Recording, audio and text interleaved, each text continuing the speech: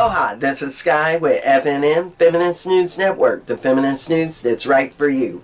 Welcome to the Rainbow Room. Alright, thanks for watching, thanks for joining, and thanks for subscribing. And if you haven't, please do. Alright, and remember, you can still get your holly jolly on by getting a Feminism is for Everyone Feminist News tee. Yes, indeed. Alright, now, what would I like to talk to you about today?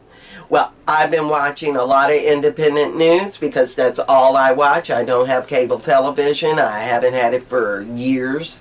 And I came across Sam over at the Status Quo talking about what was important to her.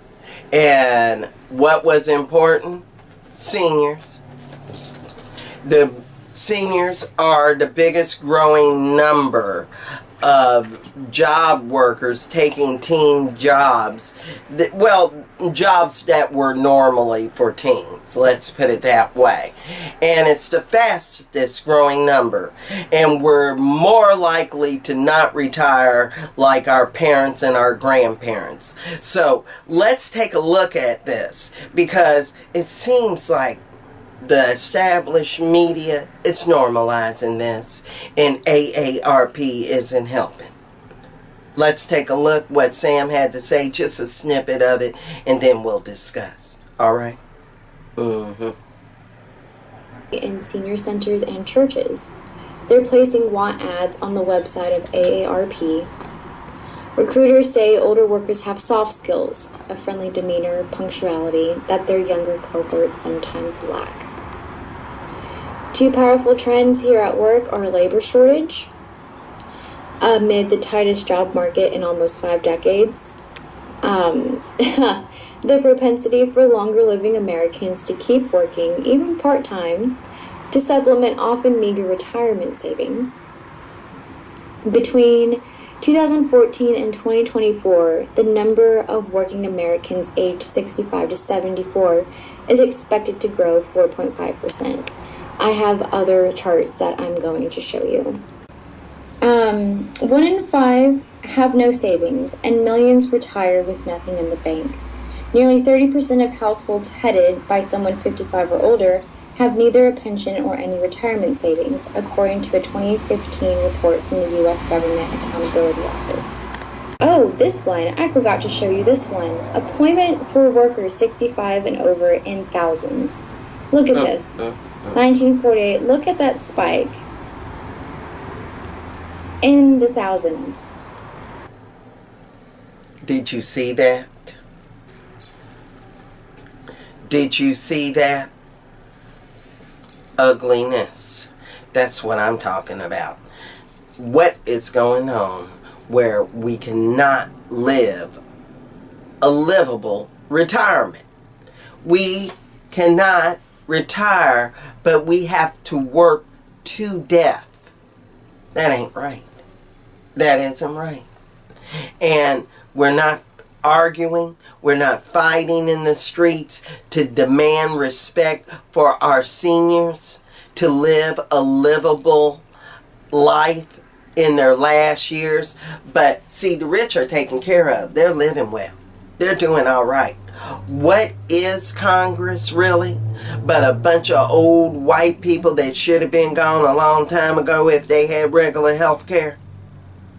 Let's tell it like it is. So they cannot relate nor understand. And they don't realize that the mortality rates are dropping in America amongst the working class, because they don't defend or work or help or make bills anymore. They are not for the working class. Our two-party duopoly system has been cooed to only be there for the working class, and since the age of Reagan, changing the dollar off of the gold standard, and Clinton and Bush coming in, increasing the war and the warmongering and the Pentagon's access on privatizing war, and then Clinton comes in with his Dixiecrats and privatized prisons and ruins schools and does NAFTA and just gives away every union job. And then I remember having that conversation in the 90s with my mother saying, I can't find a union job. I can't get a job like my mother had. But my mother can't even live as long as her mother. And her mother had diabetes. Yeah, the system has made it this way, and it's ugly. And it's a surprise to me. I'm not talking France, but we need to be in the streets demanding a livable wage for seniors. When we get to the point where SSI isn't even as good as minimum wage, and you're doing seniors that way, it's ugliness. We shouldn't have to depend upon food banks. See, I'm Generation X. The generation before me is the one struggling, so you know I'm worried, because I'm next. When I went through my cancer journey, I had to drop my job, get on public assistance, and I realized I don't get much in SSI, and I didn't think with a 50-50 chance I would have made it to getting it, so I didn't apply for it. I just got GA, which was only $300 a month, and if it wasn't for side hustles and having a significant other, I wouldn't have been able to make it on my own. I would have been one of those many stories like I know of from being a homeless program director, helping homeless and senior women and senior men.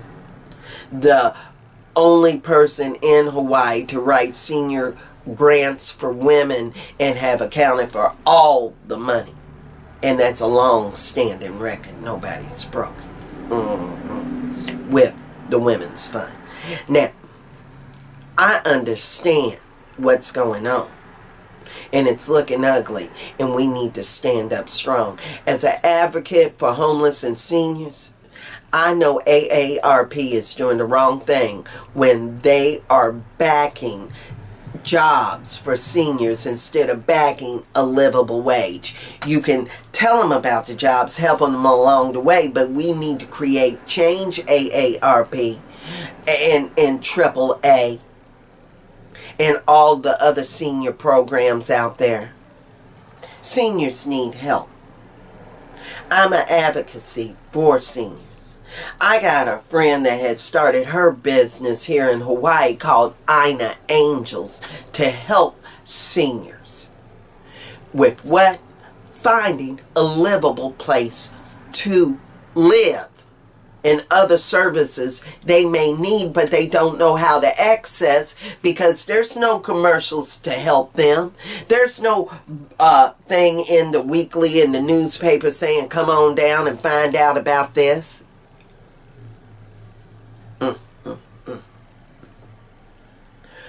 Why is it you expect a senior citizen to already know where to go when you should be helping them? See, the 1% is set in Hawaii. The 1% is set in America. But the working class with a high level of living here, it takes the average person in Hawaii to make at least $55 an hour to afford a 2-bedroom apartment and still live normally. Said by the Appleseed Law Review. Please check it out. So it's craziness out there. Imagine that being a senior. There ain't no senior making $55 an hour. And the waiting list on the senior buildings are long and strong. At least 2 to 3 years. And then they demand money right then, right there, and they're not helping them get in with it. They just want it. I got a friend now that needs to move in, but she doesn't even have the $2,000. And all I can do is help suggest to her, yard sale with me, girl, and we'll make some extra money. And that's all I can offer. Ugliness. And she was right when she said the average senior cannot afford a savings. because they have been squeezing us so tight for the last 20 to 30 years from Reagan till now, which is more than 30 years.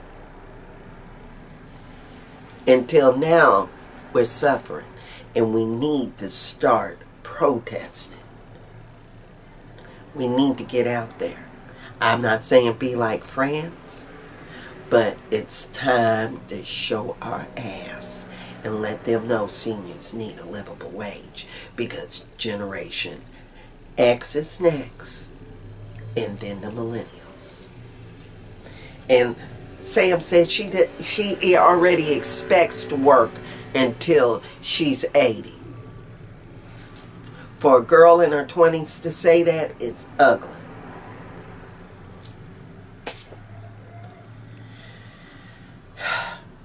There needs to be more and better for America than to treat seniors and lonely let the rich think you can grow old. And if you agree with me, if you need more than just good genes, leave comments below. Or contact me at FeministNewsN@gmail.com. Don't forget to like and subscribe to my YouTube page, Feminist News Network, and the Feminist News Network Facebook page, where I give you, well, soulful point of view and other links for you. Alright. So, thanks for watching. Thanks for joining. And remember, you can still get your Holly Jolly on and get you a Feminist News tea. Feminism is for everyone. Yeah. And just email me and I'll let you know how to get that.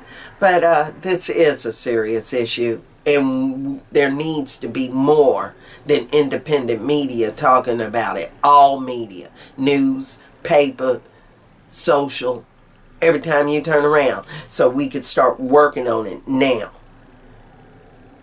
Create a livable wage. All this going to the 1%.